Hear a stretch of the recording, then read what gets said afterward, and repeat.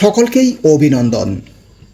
আজ আমি আপনাদের সামনে তুলে ধরছি প্রভাবশালীদের দখলদারিত্বে আর খননের অভাবে নদী নালা ও খালের অস্তিত্ব অনেক জায়গাতেই প্রায় বিলীন।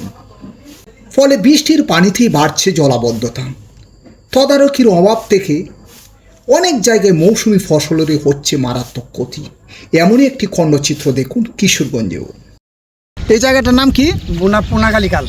পুনাকালী খাল, কিন্তু খাল ঠিক আছে, খালের আপনি নকশা দেখাচ্ছেন সবই ঠিক আছে, কিন্তু খালের তো কোনো অস্তিত্ব নাই। এখানে যে একটা খালবাট দেখা যায়, ওই খালবাটের চতুর্পাশে তো জমি শুধু, কিন্তু এই খাল কি ভরাট হয়ে গেছে? খাল ভরাট হয়ে গেছে বলতে উভয় পাশের জমি মালিকরা খাল ভরে হচ্ছে, এই অল্প একটু আছে, পানি সরবরাহের ইয়া নাই, পানি সরানোর কোনো ব্যবস্থা নাই। কত বছর ধরে এটার সমস্যার সৃষ্টি হয়েছে? সমস্যার সৃষ্টি 15-20 বছর যাবৎ। এই বছর আবার এই দিক দিয়ে একটা বিকল্প ব্যবস্থা ছিল, একজনের জমির উপর পানি যাইতো, এটা এবছর তারা ফিশারি করছে, ফিশারি করে বাদ দিয়ে দিছে। এখন বিকল্প পানিটা যাওয়ার আর ব্যবস্থা নাই। এখন ওই যে ওইখানে যে ফিশারিটা ছিল, ওই ফিশারিতেও তো আপনার দেখা গেছে যে সরকারি খাস জায়গার মধ্যেই ফিশারি দিয়েছে। এ নিয়েও তো বেশ কিছুদিন আগেও হট্টগোলের সৃষ্টি হয়েছিল, বাধা পড়েছিল, তারপরও তো ভরাট হয়ে এখন ফিশারি হয়ে গেছে। এই খালটা হইলো কুপারগাতা বিল থেকে বুগলি বিল পর্যন্ত।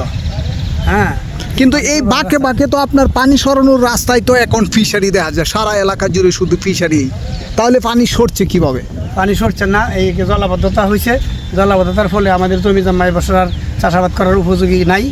এখন আমরা না খাইয়া মরতে হবে। এই এলাকার নাম কি? এই এলাকার নাম হলো বুনা 18 বাড়ি কিছু জমি আছে এখানে। বুনা নয়াটি বলমানিপুরের জমিও আছে। এখানে এখন এই হাজার মন ধান ফলন আর হচ্ছে না। কত একর জমি হবে আনুমানিক? অন্তত 40 একরের কম না আমাদের এই এলাকায়। এরপরে এই পাশেও তো আছে। ওই পাশে কত একর হবে? এইখানেও তো কয়েকশো একর। তা তো হবে 18 বাড়ি সহ। 18 বাড়ি সহ, বুনামুদার সহ, বলমানিপুর সহ এই এলাকায় 1000 একর হবে। 1000 একর না হইলেও কাছাকাছি হবে। এই যে নকশাটার যেটুকু জমি আছে, এই সবটুকুনই এই জলাবদ্ধতার আওতায়। আপনার নামটা কি? আমার নাম মোহাম্মদ বুরহানুদ্দিন। আপনি কি এ নিয়ে প্রতিবাদ করেছেন আপনারা এলাকাবাসী? এলাকায় এই যে উপবাসের জমি এই খাল ভরাট করছে, এ নিয়ে প্রায় সময় বাঘ বেতনটা করে আসছি।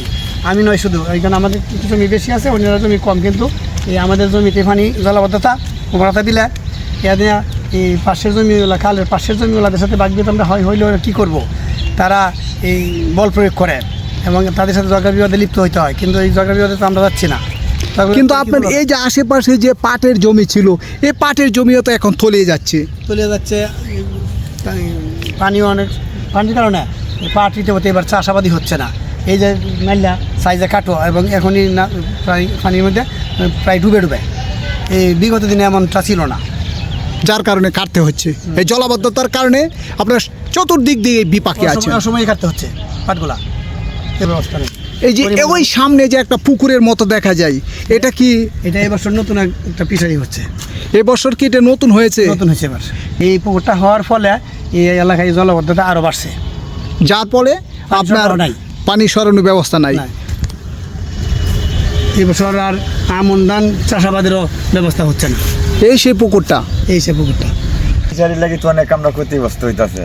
জ্বালা জুলা মনোরঞ্জন, পানি আটকে দেয়, গরু ঘাস পানি খাইতে না, কালো হ্যাঁ এ উত্তরে না, পানি লাগি পানি সরে না, এনতে কাল বান্ধা, এনতে ফিশারি দিয়ে তুই লাগছে, যে কারণে সমস্যা। ওই দিক দিয়েও ফিশারি, ওই দিক দিয়েও ফিশারি। মূলত এটা তো ছিল খাল, সরকারি খাল, রেকর্ডের কাল বসিয়ে ফেলেছে, যে ফিশারি তৈরি করে ফেলেছে, যে কারণে আপনাদের সমস্যার সৃষ্টি হয়েছে। কাড়াল থাকতো তেমন পানিগুলা থাকতো না, নাইলে তো মনে এই কারণে আরো নাইলে পানি বাজ্য নাইলে। আপনার নামটা কি? আমার নাম লিপন। আপনার বাড়ি? বলমানিপুর থানা, জেলা কিশোরগঞ্জ। কিন্তু এই খালটা তো পড়ছে কটিয়াদির সহ। কটিয়াদির 2 থানার মাঝখানে আছে, কটিয়াদির এবং নিকলি থানার মধ্যবর্তী এলাকায়। মানে অর্ধেকটা বলতে নিকলি আর অর্ধেকটা বলতে। এই খালটার নাম কি জানেন? খালটার নাম আমি যে সঠিক বলতে পারলাম না। আমি এই মুহূর্তে অবস্থান করছি কিশোরগঞ্জের কটিয়াদির এবং নিকলির উপজেলার মধ্যবর্তী একটি স্থানে, একটি পুনাকালী খালের তীরে। এখানে একটি সরকারি খাল, অথচ খাল দখলের কারণে আজ অস্তিত্ব বিলীন হয়ে গেছে। ব্রিজ আছে কিন্তু পুরোটাই এখন বলা চলে দখলদারিত্বে।